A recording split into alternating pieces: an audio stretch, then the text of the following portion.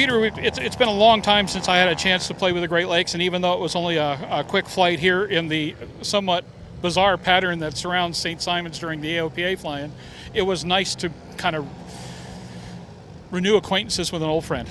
Yeah, the airplane is so much fun, and nice day to fly. The weather, maybe some rain coming in, but it's nice and it puts smiles on people's faces. And you're smiling when you jumped out, and I'm sure you'll be dreaming about this flight for years to come. Well, something like that. But the nice part is I didn't embarrass myself on the landing. Exactly, it was perfect, and that's one of the attributes of this airplane. It has the softest landing gear of any tailwheel airplane you'll ever fly, and it's just benign. I don't want to call it easy, but it's easy. Well, a couple of things I seem to remember. Like I said, I cut my teeth aerobatically in an old Great Lakes in Oklahoma on a very short grass/gravel/what have you strip. And it really taught me, one, a lot about tail draggers, an awful lot about fear, and an awful lot about the Great Lakes. It was a lovely time. But first of all, the back seat is a whole lot better than it was because now it's been Bubba-proofed. Yes, yeah, it is. We made that 4 inches bigger.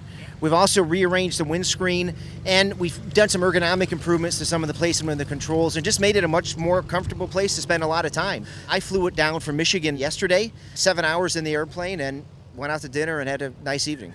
Well, slow flight is still every bit as gentle as I recall. Power off, a very well-pronounced low amplitude, high frequency buffet, even more high frequency power on, lesser amplitude, but boy, it was definitely rumbling and letting you know about it. Looping it was kind of nice, even though it kind of over-torqued the top, it didn't want to roll off that hard or anything else. I was only about 10-15 off on the back side of it, but just a real sweet thing with a 125 entry and just balls out and go. It's a sweetheart. And for instance, me, I do a lot of flying with all sorts of people in the back seat. I have never found myself in a situation where I felt uncomfortable. I mean, dropping out of loops, because we entered at 85 miles an hour instead of 120, and it's an easy airplane to recover, and call it a no-sweat airplane. First of all, it slips like a bandit, which is wonderful because when you got to come out of the sky, it'll come out of the sky. I mean, you could drop a safe and probably beat the safe to the ground. And that's a great attribute. If you're coming in high, or if you need, here we were 3,000 feet, we needed to drop some altitude quick. We put it in a slip and we drop 1,000 feet like that. You're right. To your point, it's a slipping machine.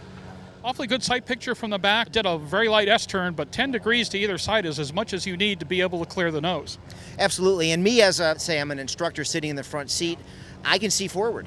From a tailwheel airplane, that's nice to have that additional safety feature. And additionally, in the front cockpit, you have all the controls you need to fly the airplane. And some airplanes, the front seat to back seat, they're two different animals. This airplane, very similar and very easy to transition between the two and to fly it and do all the maneuvers and everything from the front as well in an instructional mode.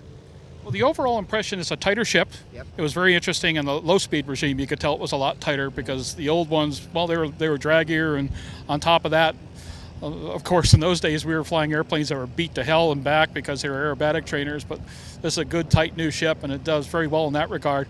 Yaw roll coordination is wonderful. I would particularly like the fact that there's very little mechanical breakaway. There's a little bit of course, aerodynamic feedback as you go in, but the nice part is there's a high degree of linearity. And rudder on this is so bloody dominant that you're never going to get yourself into a really bad position with a rudder that dominant. Very, very good manners and really all phases of flight. It's a great crosswind airplane too. It's in the bigger WACO, we ask customers to kind of tiptoe into big crosswinds. I would do the same thing here, but the same token, I've never met a crosswind that I felt uncomfortable with in this airplane.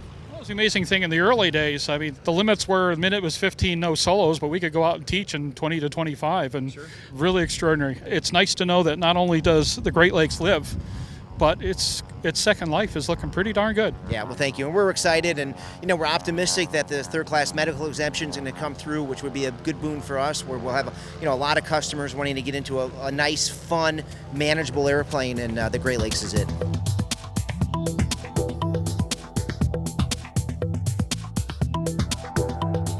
Aero-TV is brought to you by Redbird Flight Simulations is dedicated to revolutionizing flight training by designing, manufacturing, and delivering affordable and innovative flight training technologies. Each Redbird device is designed to enhance the training experience for pilots of all levels, from student to ATP. Redbird is quickly becoming the industry standard for flight training. Since Redbird introduced its revolutionary FMX in 2007, colleges, universities, and flight training operations around the world have integrated Redbird products into their curriculum. It's time to discover what Redbird can do for you. Join the migration.